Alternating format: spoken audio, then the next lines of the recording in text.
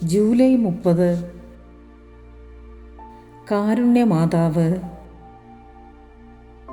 1563 റഷ്യയിലെ സ്കോവിനടുത്തുള്ള ഒരു ഗ്രാമത്തിലെ തിമോത്തി എന്ന 15 വയസ്സുള്ള ഇടയന് കാരുണ്യമാതാവിൻ്റെ ദർശനമുണ്ടായി. വെറോനിക്ക ഇടവകയിലെ സെയിൻറ്റ് ജോർജ് പള്ളിയിൽ സ്ഥാപിച്ചിരുന്ന പ്രതിമയിൽ നിന്നും 6 വർഷങ്ങൾക്ക് ശേഷം ദൈവം ഈ കുന്നിനെ അനുഗ്രഹിക്കും എന്നൊരശരീരി കേട്ടു.